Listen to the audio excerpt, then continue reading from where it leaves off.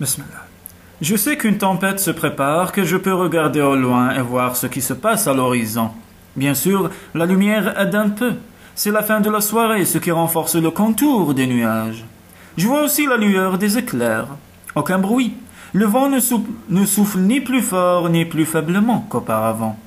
Mais je sais qu'une tempête se prépare, parce que j'ai l'habitude d'observer l'horizon.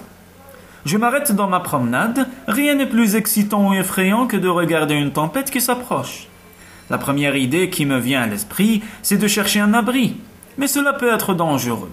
L'abri peut être une sorte de piège, bientôt le vent se mettra à souffler, et il est sans doute assez puissant pour arracher des toitures, briser des branches, détruire des fils à haute tension. Je me souviens d'un vieil ami qui, passant son enfance en Normandie, put assister au débarquement des troupes alliées dans la France occupée par les nazis. Je n'ai pas oublié ces mots. Je me suis réveillé et l'horizon était rempli de navires de guerre. Sur la plage près de ma maison, les soldats allemands contemplaient la scène. Comme moi. Mais ce qui me terrorisait plus que tout, c'était le silence. Un silence total qui précède un combat meurtrier. C'est ce même silence qui m'entoure et qui peu à peu est remplacé par le bruit très doux de la brise dans les champs de maïs autour de moi. La pression atmosphérique change, la tempête est de plus en plus proche et au silence se substitue le doux bruissement des feuilles. J'ai assisté à de nombreuses tempêtes dans ma vie. La plupart des orages m'ont pris par surprise, de sorte que j'ai dû apprendre, et très vite, à voir plus loin et comprendre que je ne suis pas capable de contrôler le temps, à exercer l'art de la patience et à respecter la fureur de la nature. Les choses ne se passent pas toujours comme je l'aurais souhaité.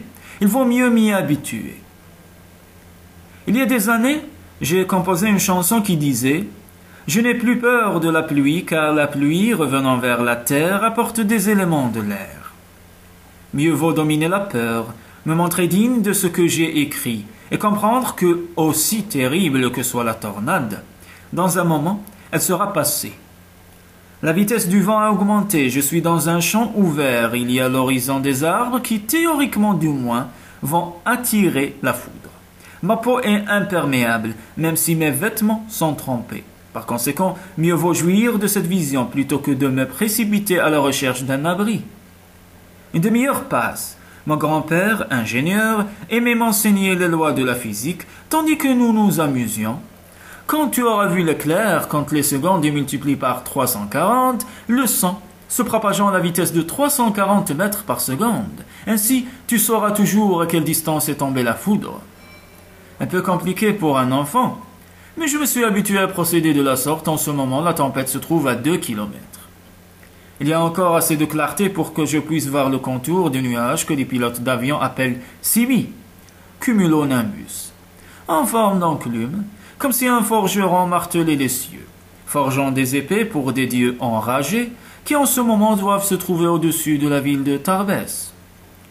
Je vois la tempête qui se rapproche, comme toutes les tempêtes, elle apporte la destruction, mais en même temps, elle arrose la campagne et la sagesse du ciel descend avec sa pluie.